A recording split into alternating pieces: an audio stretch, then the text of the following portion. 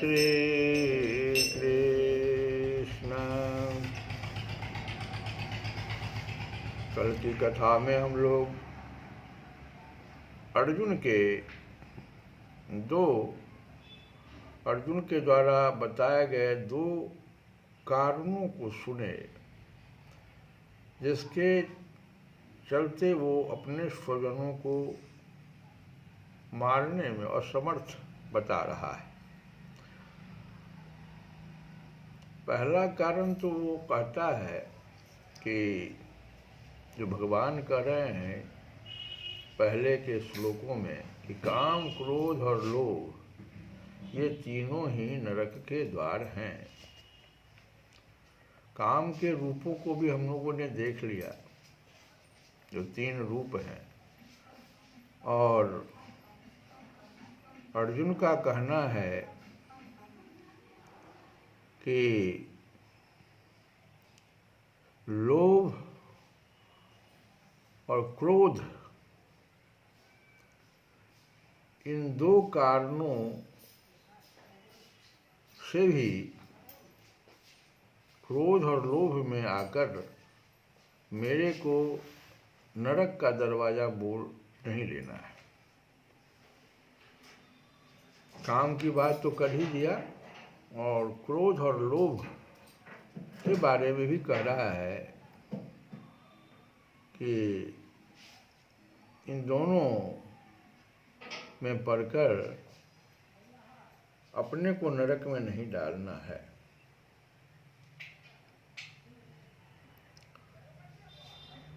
उसने अपने स्वजनों का नाम भी लिया,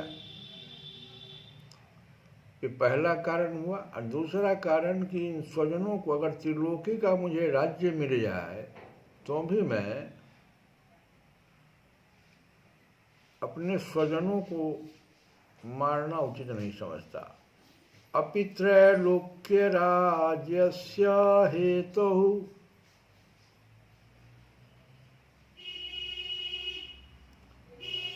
तो जैसे आचार्य द्रोणाचार्य, हमारी विद्या का हित का संबंध है इनसे। आचार्यों को सेवा करनी चाहिए, उनके साथ लड़ाई नहीं करनी है। आचार्य के चरणों में तो अपने आप को, अपने प्राणों को भी समर्पित कर देना चाहिए। ये अर्जुन का तर्क है। पितरः, ये लोग पिता लोग हैं जो शरीर के संबंध के रूप में हैं। उनका ही तो रूप, जो हमारा शरीर प्राप्त है, वो पिता का ही रूप है। शरीर से उनके स्वरूप होकर हम क्रोध या लोभ में आकर पिताओं को भी कैसे मारें। पितामह, वे हमारे पिता के भी पूज्य हैं, तो हमारे लिए तो परम पूज्य हो गए, फिर उन्हें कैसे मार सकते हैं। पुत्र, हमारे और हमारे भाइयों के जो पुत्र हैं वे तो सर्वथा पालन करने योग्य। पुत्र तो पालन करने के लिए होता है, फिर इनको कैसे मारेंगे हम। धर्म के विरुद्ध है, पालन करना धर्म है। मातुला, जो हमारे मामा लोग हैं वे हमारे पालन पोषण करने वाली माताओं के ही तो भाई हैं, वे भी पूज्य हैं। ससुरा, ये जो हमारे ससुर हैं ये मेरी और मेरे भाइयों की पत्नियों के पूज्य पिताजी हैं, इनको मैं कैसे मारूं। और पौत्रा, हमारे पुत्रों के जो पुत्र हैं वे तो पुत्र से भी अधिक पालन पोषण करने योग्य है। श्याला, हमारे जो साले हैं वे हमारी पत्नियों के प्यारे भाई हैं, इनको कैसे मारा जाए। तो इस प्रकार से जितने संबंधी दिख रहे हैं उनका पालन पोषण सेवा करने के लिए हम लोग हैं। अर्जुन का तर्क है, मारने के लिए तो हम नहीं हैं। तो इनको मारने से हमें त्रिलोकी का राज्य भी मिल जाए तो भी क्या इनको मारना उचित है। इनको मारना तो सर्वथा अनुचित है। ये 2 कारण, 2 हेतु बताए अर्जुन ने। आगे एक श्लोक में वो कह रहा है कि परिणाम की दृष्टि से भी इनको मारना उचित नहीं है।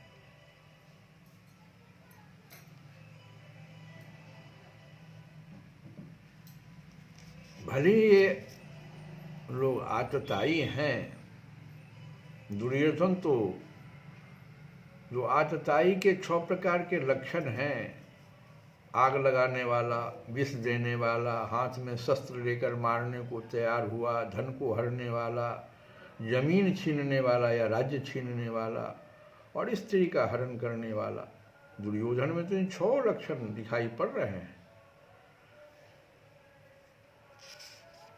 क्योंकि पांडवों को लाक्षागृह में आग लगाकर मारना चाहता था, भीमसेन को जहर खिलाकर मारना चाहता था जल में फेंक कर, हाथ में शस्त्र लेकर पांडवों को मारने के लिए तैयार है, द्यूत की कीड़ा में छल कपट करके पांडवों का धन और राज्य छीन लिया था, द्रौपदी को भरी सभा में लाकर दुर्योधन क्या क्या किया, अपमान किया।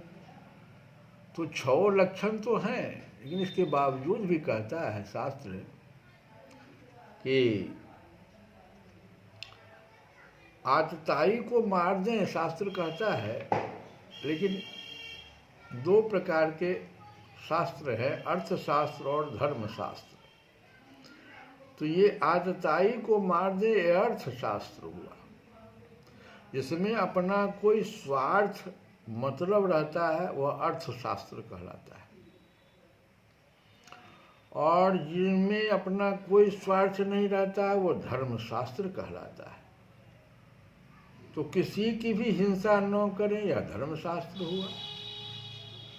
और शास्त्रों में भी यह कहा गया है कि जहाँ अर्थशास्त्र और धर्मशास्त्र दोनों आपस में टकराए, वहाँ अर्थशास्त्र को त्याग देने करके धर्मशास्त्र को ही ग्रहण करना चाहिए। अस्मृत्योर्विरोधे न्यायस्तु बलवान् व्यवहारतः अर्थशास्त्रात् बलवद्धं शास्त्रमिति स्थिति, याज्ञवल्क्य स्मृति में आया है। तो जहाँ दोनों टकरा रहे हों, अर्थशास्त्र और धर्मशास्त्र, दोनों में अगर विरोध आए तो वहाँ पर अर्थशास्त्र का त्याग करके धर्मशास्त्र को ही ग्रहण करना चाहिए।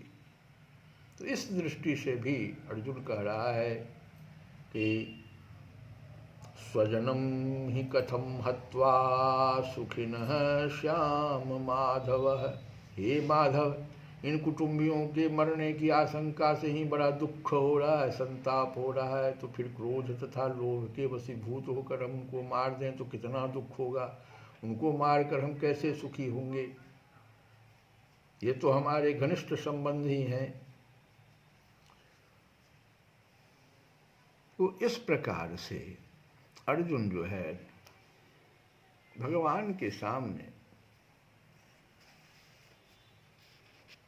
अपना दृष्टिकोण रख रहा है और वो युद्ध से निवृत्त होने की बात सोच रहा है। और आगे की कथा हम लोग फिर कल सुनेंगे। आज एक भजन, और वो भी आरती, विनय पत्रिका से ही भगवान की आरती।